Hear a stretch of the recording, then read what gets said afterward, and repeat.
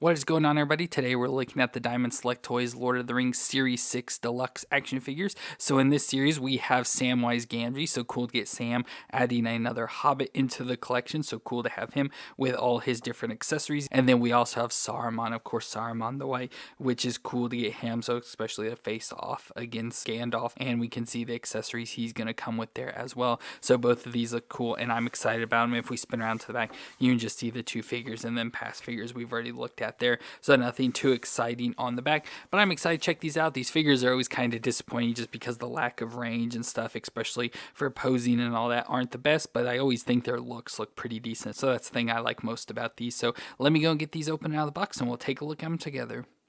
So let's start off with Sam Gamgee, who is the best friend and gardener of Frodo Baggins that Gandalf forced to join Frodo on his journey to take the One Ring to Rivendell, but following the Council of Elrond, Sam joined the Fellowship of the Ring to take the One Ring to Mordor to throw in Mount Doom to destroy it. So Sam looks cool here, played by Sean Astin, which I think face-wise they do pretty decent, like usually on the Diamond Select. They do a halfway decent job, like obviously it's not perfect, but I can see it a lot in the face. The only thing with this figure is it seems like his bottom lip's like sucked in or whatever a little bit too much, so it looks a bit awkward there, but at certain points and like from the side I think it looks like him, so they did a relatively decent job with that. And then overall, it looks like Sam, so he's got his white shirt on, or what's supposed to be white, of course all dirty, the button down shirt there with color all flattened out, and the pair of suspenders there going around to the back, so that's cool. And then his like grayish collar pants, whatever they are, sort of coming down just below his knees, and then you see his bare legs down to his feet where he's got the hairy hobbit feet there. So overall looks relatively decent. Now the only thing I have seen people complain about this is, especially to go along with a lot of the other figures, that he should have his jacket on as well, since it seems to be more from the Fellowship with the way the other characters are designed. So with him not having the jacket on, it seems more of like, Towers Return of the King sort of thing. But to me, it doesn't bother me too much. I wouldn't mind if he had the jacket on, but obviously, like I said, it doesn't really matter to me much either way. But overall, I think he looks halfway decent. But for his movements, get his head that'll twist all the way around, can look down that far and up that far, so decent movements there. We get the shoulders that do come up, of course, with the Diamond Select, they always have stiffness to them, so up to 90 there, and can rotate all the way around. We get the single elbow joint that bends to 90 with rotation, and then the wrist will twist all the way around, and now this hand has the hinge up and down. And then we go to the ab crunch, so he can crunch back and forth and twist all the way around. And then I think there is some twisting at his waist as well, can twist around. Then down to the hips can come up to 90, and out to the side there we get the single knee joint that can bend back at least that far, so not all the way but back that far, and of course there is rotation in that as well. And then we go down, there is a shin twist right below the pants leg, and then the foot will flex back and forth and twist side to side. So decent movements, not the best, obviously could have better range. That's always my biggest complaint with the Diamond Select, is the range that the figures have, and that carries on again today with the figures. But he's not horrible, like I don't really need Sam to get in too many different poses, but for what I need him, he works just fine. And then we go to his accessories, and as usual they kind of load these up. So first we get an additional set of hands, so we have more just like sort of open like cupping hands or whatever you want to call them there, instead of the grip hands he's already got. And then we also get a hand holding the file of Galadriel, so of course he uses it to fend off Shelob and stuff to protect Frodo, so he's got that in his hand. And this one feels like it's glued into his hand, where we got the vial with Frodo, of course a small little accessory we have to worry about, but that time they glued it into his hand, so that's cool, so we get that option. And then he comes with some weapons. First we get his just normal sword, I guess it is, so we get the sword in the sheath, which once again annoys me because we have a sheath that like doesn't attach onto him or anything, so we just have the sheath to worry about.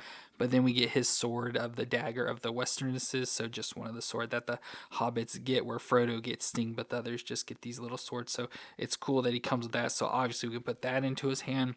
And then he also comes with Sting as well, but it's glowing blue design on Sting there, of course, when orcs are near, so when he uses Sting to again help protect Frodo from Shelob, so he has Sting there, so that's cool that it's got the glowing blue design. We also get a backpack that we can put on Sam, so we got this big backpack since he's supposed to like help Frodo, and he's pretty much like a pack mule, so he carries a lot of the stuff. So we have all sorts of pots and pans, of course bed rolls and stuff, and just carries anything he can for his master. So we get all this that we can try and put on him. So there he has the backpack on, so it's cool he's got that. Now one thing that I see with the backpack, that he's got like the pans and stuff, I'm surprised they didn't give us a pan accessory to put into his hand, so when he has Sting and the pan when he tries to save Frodo, I'm surprised they didn't give us that. And of course it just sort of buttons in here or buckles in, whatever, and it keeps coming undone, so it doesn't really stick on the best, unfortunately. But if you get it in and kind of don't mess with it, it will stay just fine, just hanging there on his back and kind of go along with it. But again, just another accessory, don't know what we'd really do with. He gets a box of spices as well, so he has just a little box with all sorts of spices to help cook. So again, fun that they included it, but it's kind of pointless, and it'd be cool if it like stored on this bag or anything. But then we have other accessories that will probably need to take this backpack off because I'll probably want these other ones more,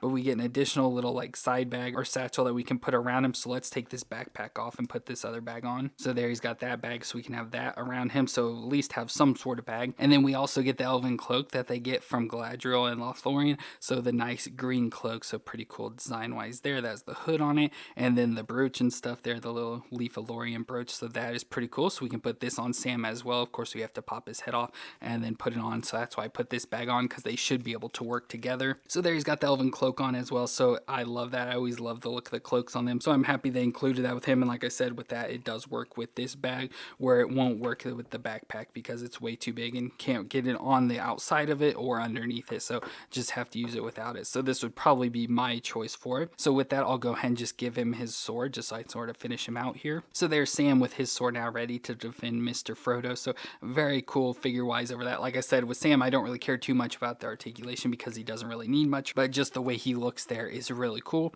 And of course, with that, we can bring in Frodo as well. So there we have Frodo and Sam. It's funny to see how short Frodo is even compared to Sam. That's pretty crazy, their height differences. But there we have our two companions of Frodo and Sam. So cool to now have Sam to go along with Frodo there. And like I said, overall, I do really like this figure. It could be a little bit better in places, be able to wear his backpack along with the cloak and that sort of stuff. But just the way it is here, I'm very happy with it. And then I also have Saruman, also known as Saruman the White, which is the first of the Ishtari wizards that was sent to Middle Earth to counter the return of Sauron, and he became the leader of the White Council. But as Sauron grew in power, Saruman's research led to his desire for power, and that he believed he could rule Middle Earth. So he settled into the Tower of Orthanc in Isengard as his stronghold, where he found a palantir that allowed him to begin communicating with Sauron. Becoming a puppet at his side, he recruited orcs to begin building his army of Uruk-hai that he sent after the Fellowship to bring back the One Ring, but that ended up with the Battle of Helm's Deep, where his army was defeated and Orthanc was attacked by the Ents, and Saruman was imprisoned in the tower by Treebeard. And of course, by Return of the King, we see that he dies, but in the book, he moves on to the Shire and takes that over, and there's a whole thing with that. Overall, here, he looks very cool. So, of course, especially in the camera, his outfit looks more like yellowish than it does white, which is kind of in the movie as well, which also could show his corruption from being the good guy in white, starting to turn bad, so he started to yellow. But overall, I think look-wise, it looks pretty decent. Of course, we get the face there of Christopher Lee, which it's not perfect. It looks like a de-aged version of Christopher Lee, but you can still sort of tell that is him, with his white beard with some gray down the center of it, so that's always a nice design. With his long white hair, again, it's got more of a yellowish tint to it as well, as opposed to the white, so I wish it would have matched the white. But overall, faces looks decent, better than Gandalf's did, especially in the eyes, but it's still not perfect for Christopher Lee and doesn't have enough wrinkles, but that's not anything too bad. I don't have that many issues with it. But then we have his all white outfit, so his all white robe over the top. That's a nice ornamentation there, especially around on the sleeve, so you can see that detailed, and then sort of hangs down in the front there with some details down the side.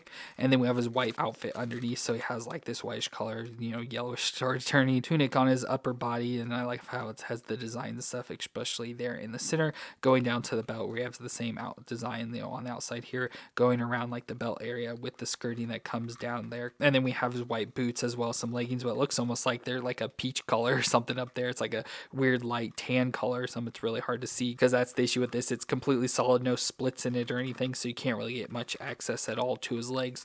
So look wise though, I think he carries it out well enough. Like I said, it's not perfect, but it does a good job for what it is. But for his movements, his head I doubt will move pretty much at all. You have a little side to side and a little bit back and forth is really what I get, so pretty much nothing. The shoulders do come up to 90, and now these do twist around, but with the way the shoulders are designed, which I'll show you because you can switch out the arms, they have sort of like a hexagon shape, so I assume as I twist it around, it kind of pops there, that it's kind of popping those and sort of shaving down the hexagon, so that may not be a good thing, but it does do that.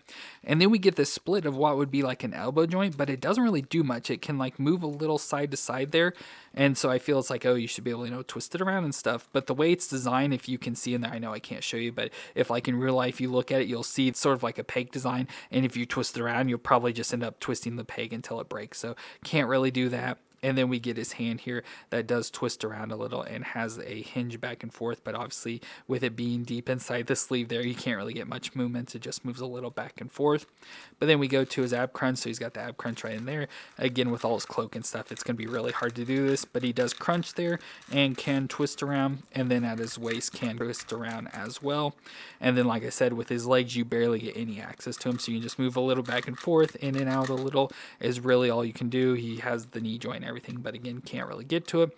He has a shin twist at the leg. I can't tell if it's at the knee or at the boot. It's hard to really tell what's twisting. But then down at the boot itself, we get flex back and forth and can twist side to side. So you just have to work with those wherever his feet are there to be able to get him to stand up, which thankfully isn't too bad. You just got to get the feet flat and he stands pretty decently. So again, this sort of shows off my biggest issue with the Diamond Select is that they have a lot of stuff, nice details and everything. The faces usually look good. Like I said, his face does look good, just not old enough to me, but it looks so good, but then you get barely any movement, so it's hard to really do anything at all with him. But he does come with some accessories at least. So as I mentioned, we do get arms we can switch out. So these have the 90-degree bends in them already. And like I said, we have this design there. You can kind of see the white peg that goes. So like I said, if you try to twist it around, it'll just end up probably breaking that peg eventually. But we get the different arms we can switch out. So we get one for the left and the right. Now the weird thing is that mine came with a right hand in the left arm, which is weird. I don't know if that's supposed to be a thing, but with extra hands and stuff we get, it'll actually work out to how I would want it anyway. So I have no issue with that. But we can just take his arms off. So you just sort of grab onto him and can pull him out. It's not like super easy, but it's not hard to get him out at all. But we can pull the arms out and put these bent arms in. And as I said, from twisting it around, you can see the hexagon design there. It's sort of shaving off, at least mostly here towards the bottom. So like I say, just may be careful with that if you may not want to twist it around too much. But there we can just switch out the arms there for that. So there he's got the bent arms now. And with those bent arms, as I said, we get a right hand, unfortunately, for our left that has the grip. And then for the right hand, we get this claw-like hand, which is pretty cool. I love that design. I think that looks cool. So it'd be cool if this one was a grip because I could use that to hold the staff. But since this is a right, I'll just go and switch it out and put it in the right over here. So there, at least he has the proper hand on there now. And with that, I can give him his staff. So his wizard staff. So it looks pretty cool with the all black design, with the top design very similar to the Tower of Orthanc with the white ball in there. So that looks really cool. So again, with this hand, I can then put this staff in his hand. Like I said, it'd be cool to have it on the left. I mean, I prefer always them on the right. That's just always my preference, especially if they don't have a sword or anything. But it would be cool just to have it because, like I said, then we could use this creepy hand that I feel would go good with stuff as well. Because I always, picture this with Christopher Lee. But we do get an additional hand that goes on to the left. So again, like I said, this kind of does work out. So we'll put this extra left hand in there. So we get this nice flat palm hand because we do also get the Palantir with him. Now, of course, this design isn't very good. It's just an all brown ball. So I wish it had a nice swirl design into it. The only design inside of it is the design of, making this item. So whatever So however they made it, has some residue of, the pour or whatever. So I wish they added more to it. So like I said, another cheapness of the thing, they could have added, a fiery swirl or something into it. But with that, we can add that into his hand, which is what I would want. So we get that hand to hold it like that. So that's how I would want Saruman to be. So that's why I said it kind of works out with the weird hands we got. Like I said, that could be what it's supposed to be. And mine isn't technically messed up. But like I said, it just seems since they had a right hand in the left arm, doesn't really make much sense. But that looks pretty cool there, having Saruman with his staff and the Palantir. And of course, to go along with Saruman, we do have Gandalf as well. So we have Gandalf, the gray version now. I can't wait till we get Gandalf to white because that's always my favorite. So it would be cool to compare those. But there we have Gandalf now and Saruman, so they can face off against each other when it's revealed that Saruman is actually bad. So very cool for this Saruman figure. Like I said, definitely in terms of movements and everything, not very good at all. He doesn't really work out for anything like that.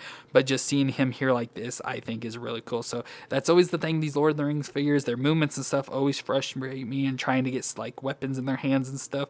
But then I just look at them like this and they just make me like them so much. So that's the two sides of this figure. I like them but then hate them at the same time. So I just wish so bad that another company could get a hold of these to make figures that look just as good as these but with much better articulation, because I think that'd be cool. But yeah, definitely for this Saruman, I think he looks cool just the way I have him here.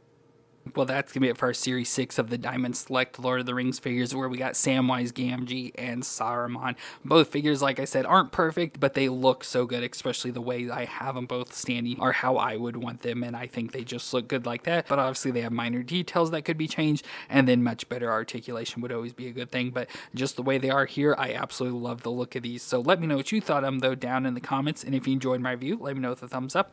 But I want to thank you all for watching. I hope you all stay awesome out there, and I'll see you in our next review.